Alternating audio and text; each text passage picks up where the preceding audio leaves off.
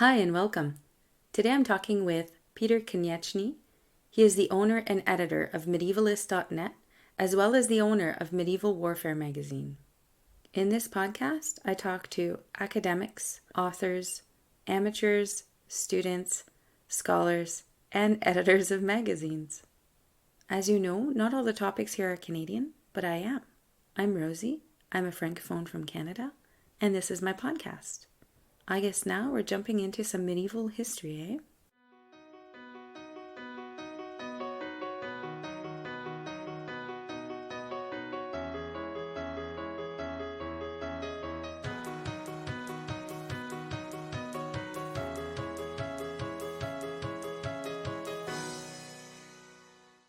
Today I'm talking with Mr. Konieczny. So would you mind sharing what your topic is today? Yeah, I want to talk about the Mongols in the Middle East. Topic not too many people know about. Something I wound up getting interested in.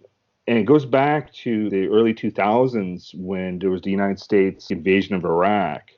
And there was all these reports saying, well, this is the worst invasion of Baghdad since the Mongols, because they were running off numbers like, oh, everyone was killed or 2 million people were killed. It got my interest. So I started doing the research in that. And there's been relatively few books that would happen like the Mongols in the 13th century. This is the era of Genghis Khan and his descendants and world conquering. But I wanted to take a look at that kind of story, and I found really fascinating things that were happening at this time where you have the Mongols coming in.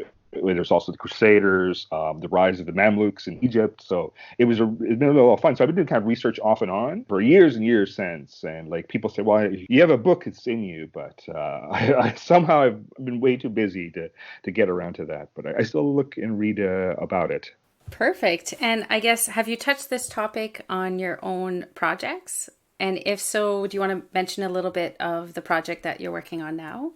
Well, the two things that keep me as my day job is I'm the owner and editor of medievalist.net, which is kind of like the largest online portal for any information, news, articles about the Middle Ages. And I've been doing that since 2008. And 4 years ago, I also took on the job as the editor of Medieval Warfare magazine. And so that's a print magazine based out of the Netherlands. So I get to do, a lot of military history in that, a lot about Crusades, and mostly my job with those is get other people to do work. So I slowly have been doing some, writings on that. I've given a conference paper before about the conquest of Baghdad in 1258. And I kind of hope to do more, but yeah, I have this fun life of, reading lots and lots of articles about the Middle Ages. Yeah, and you have that particular fascination for the Mongols. So, do we want to start sort of at the beginning of your topic and go from there? Yeah. So the 13th century, you see the rise of Genghis Khan and the uniting of the various Mongol tribes, and they spread out and quickly start conquering their neighbors and developing this empire. And so my research kind of starts off with counters into the Middle East and starts by fighting an empire called the Khwarazmians.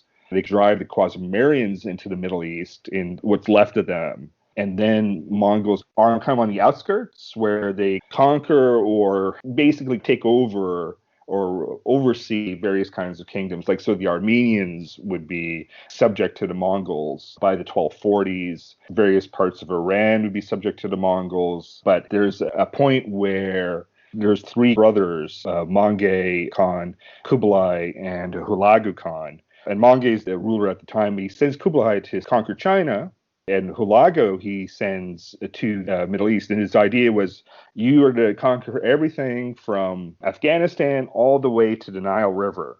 That is your kind of mission. And this happens in the 1250s, that he kind of sends this army. And it's kind of a slow movie. It takes a couple of years just to get them going, but it is hundreds of thousands of soldiers that are put into place, that with their first objective is to defeat the Ismailis that have mountain strongholds in Iran. The idea was also to subjugate the Abbasid Caliph in Baghdad, as well as conquer Syria, Cairo, everything like that. And I think like the idea was, well, we'll do it by force if we have to, but they were always kind of hoping that they would just surrender. But this huge army does invade, and it takes a couple of years to kind of conquer Iran, and then they decide to kind of move against Baghdad, against the Abbasid Caliphate. So now we know who Genghis Khan is in history, but back then, was his name, scary to them? Had they heard, did he have a reputation? Yeah, the Mongols certainly gained a quick reputation as quite horrible people among a larger threat. There were whole cities in Central Asia that were destroyed and everyone killed or enslaved. So even the Mongolian Empire that they fought against was reduced to almost nothing. Like the last group was just a band of mercenaries that were traveling around the Middle East. So there was quite a lot of fear. Every kind of leader said that everyone else who fought against, they just weren't good people or they weren't tough, but we're going to beat the Mongols. Even the Abbasid Caliphate, is not, they didn't take it as seriously as they should have. There's one point where the Mongols and the Caliphate both have alliances with the ruler of Mosul. And the Mongols tell him, all right, we want you to start preparing ships. We want you to get a fleet ready. Meanwhile, he gets another message from the Abbasid Caliphate saying, we want to get musicians ready for us. And the ruler of Mosul is like, pity the Caliphate. Like you compare these letters. So pity the Abbasid Caliphate. You've mentioned that Genghis Khan and the brothers, they wanted to take over all this land. Do we know why they want to take the land? Is it just because they wanted the land, or are there other reasons? Yeah, the Mongols had a view that they should be the rulers of the earth. This is something that emerges in the steppe culture of Eurasia, the giant steppe, where they have all these kind of different peoples, and they kind of emerge that, there should be one person that rules the world as one person rules in heaven kind of aspect. And there was particular hatred against people that, say, lived in farming or cities and things like that. Like Mongols didn't have very much use for that kind of agrarian lifestyle. They were nomadic. So they would actually commit genocide against many peoples and have this idea of ruling. They even sent letters to the Pope demanding that he come in person to subjugate himself to the Mongol Khan. So they had this worldview where they should rule, and they would kind of play off like where they would invade one country, conquer it, and then use that as a staging post to invade another one, but then incorporate defeated peoples would also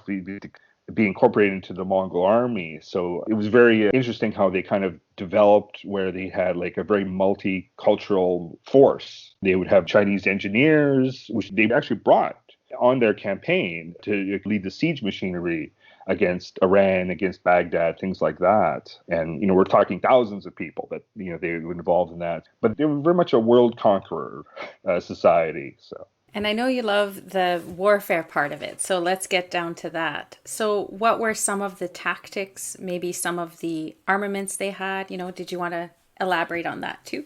Like the Mongols, they're nomadic. They make use of horses. One thing that they were very good at was kind of based on their hunts. So if a Mongol hunt would be to send out thousands and thousands of various warriors to kind of surround various animals, send your men out 50 or 60 or 70 kilometers away into groups. And their idea was to kind of push animals like herds into one spot. So what you would get would be eventually, after like weeks of kind of planning and for they would actually converge different herds of animals and beasts and stuff like that into one little area, and then they would attack. And they did this also on their campaign against Baghdad, where they split up their forces in different ways, where there was about 5 or 6 different armies coming in on Baghdad from different places. So the north, the south, the east, even the west, which in part it drove refugees towards Baghdad itself, which would help deplete the population. Also, it made it difficult for the caliphate to send out their armies on like where do you attack, because you have different armies coming at you at different places, almost converging at the same time on the city. The Mongols used various kind of tactics that nomadic tribes, archers using speed tactics, things like that. But they were, pretty brutal as well. So I think they even flood one area to kind of catch a Abbasid army and basically drown them before they all kind of converge on Baghdad. In like a couple of days, all the sides arrive. And this is something that took about like 6 to 12 months of planning and operational maneuvers.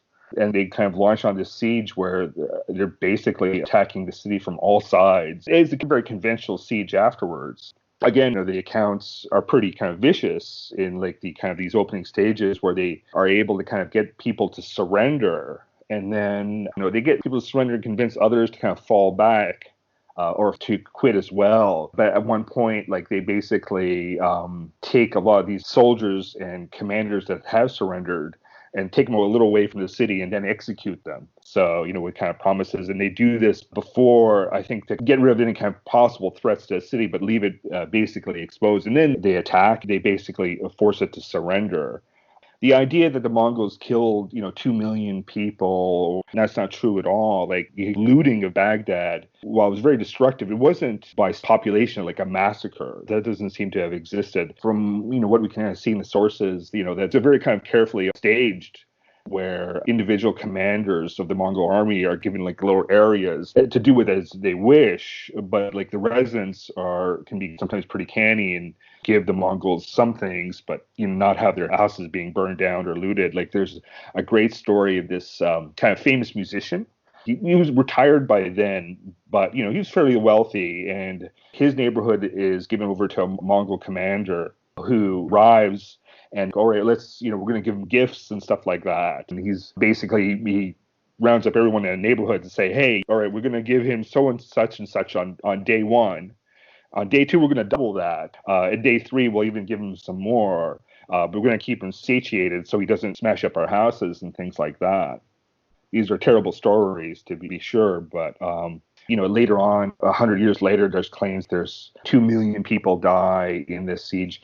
The earliest claims put it at tens of thousands. So Hulagu Khan writes a letter to the King of France claiming he killed 200,000 people. So he's boasting in that. So even stories like, Baghdad's libraries were looted and burned, that's not true at all. A lot of the material was sold and bought off and put into new libraries. But Baghdad's culture and intellectual activity remains quite strong during the years of like the Mongol rule of Baghdad. That's really interesting. Yeah, that's a lot of misinformation, I think, when it comes to them. And I also wanted to know, so they conquered different lands and different peoples, different cultures. Did they use their technologies to keep attacking? Like, have they adapted some technologies in their warfare? Yeah, you could definitely see it with the siege works, especially making use of like engineers out of China. They certainly, would have a lot of the armies wouldn't be Mongols, but would be of other people. The Mongols were very good at developing administrations for the kind of subject peoples where they could make use of their talents. And they could also make use of resources and things like that. The Mongol army, being a nomadic army, has its own challenges, especially when it comes to keeping horses fed and watered. And that's actually usually how the biggest difficulty for them is logistics. Especially going into Syria, they only have a limited amount of time. If you're thinking like a typical Mongol soldier has up to 10 mounts with him. So you could have literally like hundreds of thousands of horses that all need to be fed and watered, and it really kind of limits the Mongol campaign. So they often have to make use of like auxiliary troops to do a lot of their fighting. They're nomadic and they have all these horses.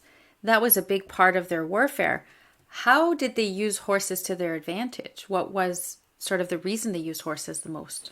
You have the kind of speed and mobility. You could move armies 30 or 40 kilometers a day, which can be far faster than like an army on foot. On the battlefield, Mongols cavalry would come in, have their horses go full tilt for a while, where they could use like archery tactics, where they're firing arrows from a distance, wheel back, return back to their side, then jump onto new mounts for fresh and keep that kind of fighting going. So often accounts of war, say in Europe and things like that, they find it really difficult to engage the Mongols in kind of hand-to-hand combat. Like the Mongols are just withering them down with arrows without them having really a chance to fight back. So that was one of the keys to their victories. And this was very common with steppe warfare. And it was one of the biggest challenges. And it's really The only ones that are able to defeat the Mongols are the Mamluks, who are also a steppe people. These are actually Mamluks are named after these slave soldiers in the Middle East. A long tradition within the Islamic world of having slaves become soldiers. They get manumitted, freed, but still serve in the military. By the 13th century, a lot of these were coming from the steppe, and they also had this nomadic ability to ride and use cavalry tactics. And they're the ones that are able to hold off the Mongols from conquering Syria as well as in Egypt. So you've mentioned a little bit about the landscape. So were there challenges for them with the landscape when it came to having these nomadic horses and these nomadic peoples running through? Yeah, definitely. With your horses and things like that, you really have to be based in steppe lands. So even once they conquer Baghdad, they literally have to leave it to officials in the city to kind of govern themselves with a couple of Mongol overseers. The Mongol forces would have been based where roughly is right now Azerbaijan, which is a good kind of area to be for raising horses and things like that. And they really have to stay within that area with most of their troops for most of the time. And then if they do make these attacks, campaigns that have to be run fairly quickly, they can't stay. Kind of think of, as I said, like you have hundreds of thousands of horses drinking from a river. That river dries up really quickly. So the main Mongol challenges when they were trying to conquer Syria was they could go in and capture Damascus and Aleppo and the other cities, but they couldn't maintain their troops. And so they go in 1260, they conquer pretty much all of Syria, but then Hulagu returns back to the Azerbaijan area, leaves about 10,000 men behind, and they are defeated by the Mamluks, who regain everything on the Syria. And then what you see is this kind of border warfare between the Mamluks and the Mongols that goes on for another, 50 odd years. And since they were nomadic peoples, did they have scribes that followed them, or do we have more sources with the people that were conquered? Well, we have definitely more sources about the people who are conquered. Like there are some Mongol sources, but they're fairly few. Meanwhile, like we have plenty of accounts from, say, chroniclers in the Middle East or like chroniclers associated with the Crusades that talk about the Mongols. So yeah, most accounts are by their victims, which, again, makes probably why the Mongols get such a bad reputation. So. Yeah, definitely. So the Mongols swept through the countrysides, and do we have an idea of the time it took for them to go from where they began and how far in they got to their campaign? Some of these campaigns take years of movement and planning, but a lot of that can also be slowed down by feasting and doing the politics. When it comes to, a campaign, it could take a few months to maneuver, say, an army that's based in Iraq into, say, Syria towards Damascus. But troops could be moved fairly quickly, and communications could be far quicker because you could kind of travel, send horses, send pigeons as well to send messages. So there was always kind of lines of communication. But yeah, it's interesting, how fast can armies move in the Middle Ages?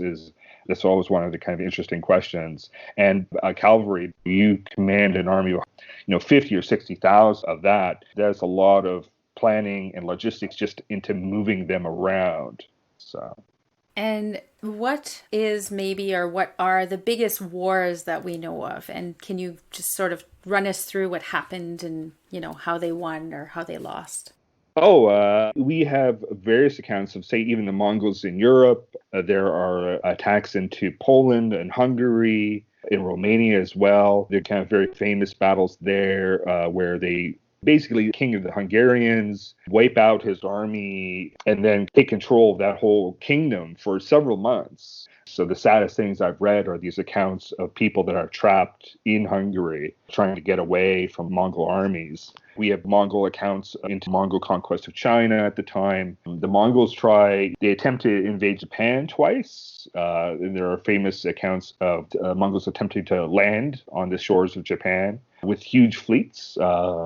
And then you also have internal Mongol warfare. As this is happening, Mongol Empire splits into 4 different khanates. The most famous one is the Yuan Empire of Kublai Khan's Yuan Empire controls Mongolian China, and then you have another based in Central Asia. You have another based in what they call the Golden Horde in Russia. You have Hulagu's Khanate becomes known as the Il Khanate, and they rule the Middle East. And you have you have massive battles between the Golden Horde and the Il Khanate, as they're fighting for the control over lands that are very good for grazing and things like that. So sometimes the accounts are a little quiet on details. You'd love to know, like, 200,000 people met on this. You'd love to hear greater accounts of what happened, but there's certainly a lot of warfare. This is during the 13th century, is probably the century of the rise of the Mongol empires. And by the 14th, those empires are all kind of collapsing or merging into something different, like the Ilkhanate following the Islamic path and become more urbanized. So by like the early 14th century, we consider them like a nomadic army. They're just more of a large semi-Islamic world. But they're all very kind of quite interesting. Yes, I've done lots of kind of looks at different kinds of battles. It's interesting where like there's at one point in the early 14th century that they've almost conquered Damascus. There's just like one fortress holding out, and the scene is almost the whole city around it is just kind of in ruins. And there's this fighting that's taking place within the ruins around, and they're just trying to set up siege machines to take out this fortress. And at night, the defenders would come out and destroy the siege machines. And like a very fascinating thing where the Mongols are almost able to conquer. If they're able to conquer Egypt, we probably have seen the rest of Europe also fall, just because even the Ilkhanate was looking towards attacking Europe at a point. Like you can kind of sense that they were kind of wondering, what the King of France, they were thinking he could be a challenge in their kind of worldview, someone that they had to kind of overthrow. So, but yeah, it's a fascinating kind of time of history. What did they use for this warfare? Like, what were some of the main elements of their weapons and their weaponry? Like in battles, they would often, be arrows. They had various different types of arrows, how much penetrating power, if you wanted to make noise, things like that. There are accounts of that. Like in siege warfare, we get the use of what they call naphtha, which is like a fiery substance. This is almost a precursor to gunpowder. The Mongols are able to kind of make use of that during their siege of Baghdad. Like once they run out of stones to throw, they start cutting down the trees, the palm trees, and tossing them into the city as well. So siege warfare can be fairly typical across cultures. Once you learn how certain tactics being fairly effective, they applied around the world. But what the Mongols could is they had the resources to maintain sieges. There's one that goes on for about 25 years, which is a siege of a Ismaili fortress up in the mountains of Iran. And basically, they can't take this castle, so they wind up just holding a siege for 25 years until they run out of food and resources. And yeah, siege is always kind of interesting. Each one has its own challenges, and it's interesting to see what various people try to use to defend against these sieges. So yeah, it's a lot of fun. Absolutely. And do we know what kind of armor they were wearing and how effective it was? There's not really good accounts of like what the armor is, especially for soldiers. There would be like leather, but silk and things like that. It's not something I've looked at too carefully. There's silk being that kind of where like you get a shot, like the silk won't rip, right? As opposed to like, regular cloth. It will go through, but a silk, that way you almost say, oh, I'm going to pull it out. The blade will kind of come out without tearing up the insides of you. So. You mentioned earlier how we had accounts from some of the Crusades. So how did that happen? How did they meet, or, what kind of contact did they have? Yeah, so in like 1259, 1260, when the Mongols move into Syria, they're also moving into areas of the Crusader states. This causes quite the panic right away among the various Crusades. There was fears that they would have to abandon nearly everything. There's only one real clash, which is a town called Sidon, where a Mongol army reaches it and attacks and conquers it. And basically the Crusader leadership hops onto boats and flees to an island nearby to escape. And that puts a lot of fear. So that the Crusaders at that time ally with the Mamluk, let the Mamluk army pass through Crusader territory unmolested to confront the Mongols. That's the kind of a time where we have Crusader, say, Muslim alliance. After that, the Mongols do see the Crusaders as potential allies against the Mamluks. And they try repeatedly to send envoys into Europe to form an alliance, which doesn't get very far most of the time because the Christian leaders in Europe are very fearful of the Mongols because of the attacks in Hungary and Poland and things like that. They were very wary about cooperating. But there was an attempt in 1281 where you have Prince Edward of England. He later becomes King Edward I. He actually arrives in the Crusader states, and he tentatively plans out a joint campaign with the Ilkhan ruler. They will both kind of invade and attack. What my research looked at, it looks like Edward gets played by a Mamluk spy who pretends to convert to Christianity, gets his year, and he convinces Edward to send his armies south instead of north. The south to go and attack a castle that wasn't particularly important, instead of marching his troops north to meet with the Mongols as they're coming from northern Syria. The Mongols eventually have to return. The Crusaders return back to Acre. This spy then basically tries to assassinate Edward in the middle of the night and almost does. This is a very close call for him. So that was the most hardworking attempt to have a common goal. But afterwards, the Mongols really do try to convince the Crusaders to fight with them against the Mamluks. And this really prompts the Mamluks to take out the Crusader states. And then the 1270s, 1280s, and finally in 1291, they conquer the Crusader strongholds and finally defeat them at Acre, and then the last Crusader state are gone. And that was basically, they were worried about their flank if they were going to be attacked by the Mongols. Yeah, so it's an interesting kind of challenges they have there. Afterwards, you can still talk about Crusades being planned out and say, well, we can try and get used to the Mongols in the Middle East, or they would call them the Tatars, or they would kind of lump them in with legends of Christian rulers in the East and see it as a possible way of converging on Cairo and things like that. But they were never able to develop this alliance to take out the Mamluks. So you were saying how the Mongol Empire basically split off into four main groups. How long did it take before it started dissipating? Well, the Ilkhanate, by the around year 1315, the Mongols and the Mamluks finally make peace. And about 10 years later, the Ilkhanate starts to crumble from within. Basically, one ruler dies, his child's too young, so it starts a bunch of conflicts. By 1330s, it's gone. So they're kind of the first one to go.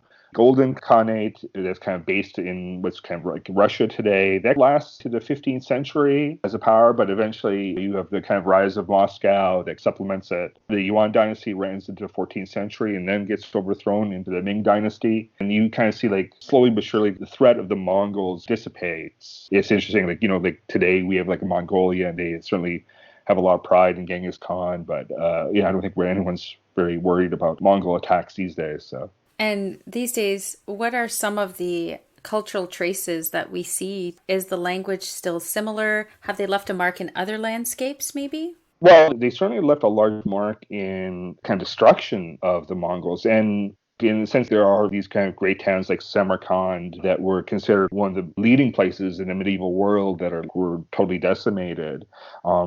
This is a time of a lot of cultural transference. We have Chinese scholars going into Baghdad, into the Ilkhanate. We have a lot of connections in trade and things like this. The Mongol Empire, it allows for merchants and travelers to cross. That's why we have Marco Polo being able to come from Italy all the way to China, is this kind of system that's in place. And there's this flourishing of ideas and technology, that we come across in, printing and gunpowder and even money. The idea of printed money, paper money, comes in from China and was attempted in Iran for a time in the 14th century. So you have that. For a long time, a lot of national histories have really portrayed the Mongols as an enemy, as a people that really just wrought destruction. And that's not quite true, though. There are a lot of wars. They also brought in a new way of thinking, new kind of new governments, and brought in more connections for various peoples in the way of, globalization within the Mongol world. So it's very interesting ideas.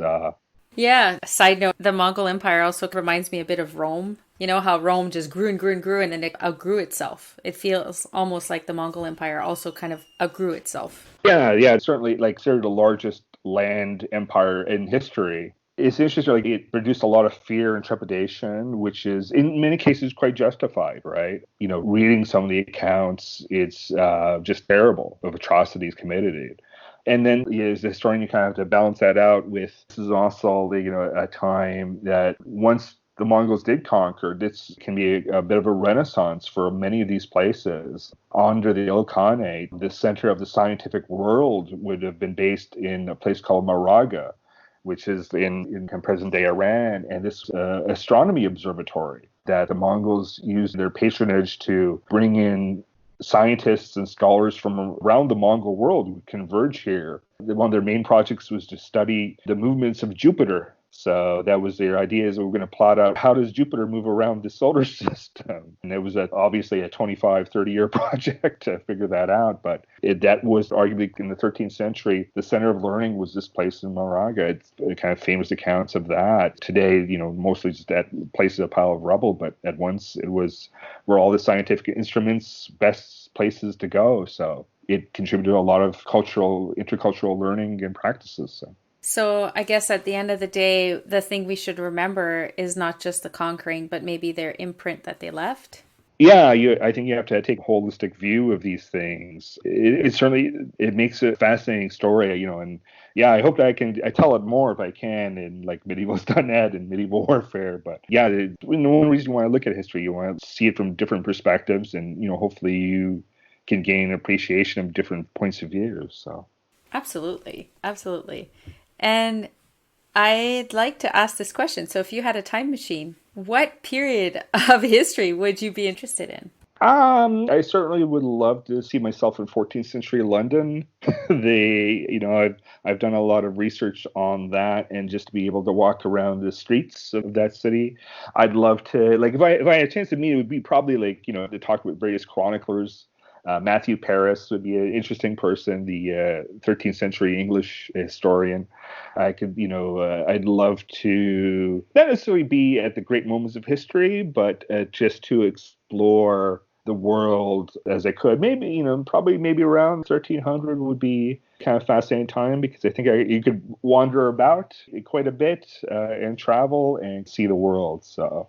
Yeah, that seems pretty fascinating around that time. Yeah. So I just wanted to say thank you for coming here and talking to us about Mongols. And of course, any other type of medieval history, people will absolutely have to go and visit your website. Yeah. We've got a great kind of band of supporters with medievalist.net. We have a Patreon for that. And I think that's where we're going with the website is to come over from a patronage model from a kind of advertising model. With Medieval Warfare, we just actually reached 2,000 subscribers to the magazine, which has been really good because it's been hard to get in stores of late, just with the pandemic and everything being closed down. So I love whatever we will do, kind of share this. Again, if you read us on the site or with the magazine, thank you so much for supporting, and hopefully, we can reach out more to the wider public too. Absolutely. And I will have all the links in the show notes to the website and the magazine website also. Thanks so much. Thank you.